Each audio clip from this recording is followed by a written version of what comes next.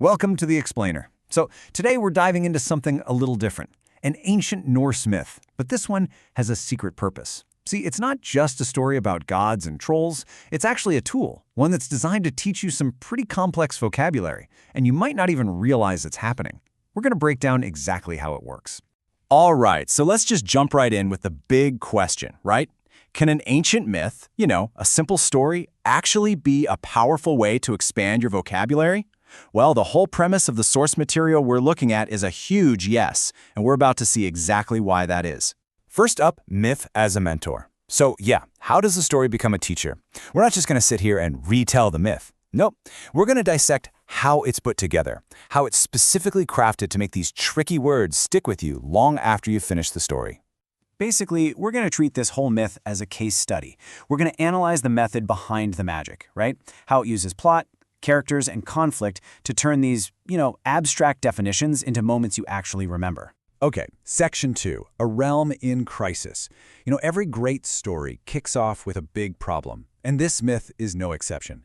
It really sets the stage for its crisis using some very specific, powerful words of ruin and despair. And it all starts with this one word, predicament. The theft of the god Tyr's iron gauntlet. It's not just a problem. The story frames it as a realm-shattering predicament, a huge dilemma with no easy way out. And that single word, it becomes the engine that drives the whole quest. And the story does this brilliant thing where it creates this really powerful contrast. It doesn't just tell you the gauntlet is important, it shows you. So with the gauntlet, the world has majesty, vitality, tranquility. But without it, you get debacle, woe, and menace. It makes you feel that loss, and in doing so, it teaches you the real emotional weight behind each one of those words. And of course, what's a good crisis without a villain, right? So this troll, Gorm, he isn't just bad. The story is way more specific. It defines him by his vices. He acts with rancor, that's bitter hostility. He's driven by avariciousness, insatiable greed. And everything he does is fueled by pure malevolence. These words aren't just describing him, they are literally the building blocks of his evil character. Moving on to Section 3, the hero's character. And this is where the story's design gets really clever. For every single one of those villainous vices, the narrative builds up an opposing heroic virtue. And we see all of that embodied in our hero, a woman named Sigrid. So let's meet Sigrid. She's not just brave. No, the story gives her shrewdness, that clever judgment she'll need for puzzles. She has the audacity, the fearless daring to go up against a troll. And she takes on this quest with this incredible zeal. Every one of these words, Fortitude, Valor, it's like a tool in her toolkit, and the story is getting us ready to see her use them. And this is where the teaching method really shines. See, the story doesn't just hand you a list of virtues, it puts them into action.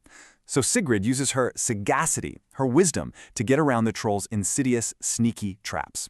She shows fortitude when she resists the seduction of all that treasure. And then she uses her sharp articulation to expose the troll's arrogance, his hubris. Each of these trials is basically a living, breathing vocabulary lesson.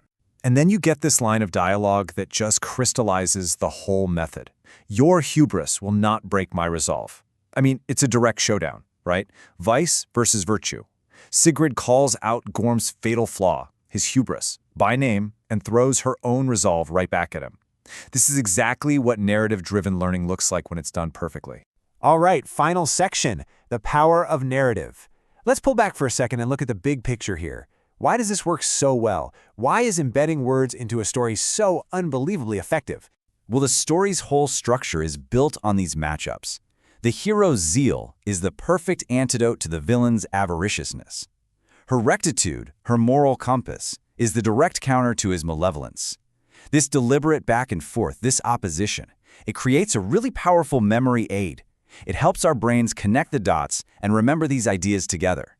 And really, this is the key takeaway. You don't just memorize a definition from a list. You learn the meaning of valor because you see Sigrid stand her ground. You get what folly means by watching Gorm's whole plan fall apart. The narrative literally transforms these words from just abstract ideas into concrete actions and consequences that you remember. And the result? It's honestly pretty astounding how efficient it is. This one short myth, the source material we've been looking at, manages to teach a total of 34 complex words. It just goes to show you, a well-crafted story isn't just entertainment. It's an incredibly dense and super effective learning machine. You know, looking at this whole explainer, it really makes you think about the different ways we learn, doesn't it?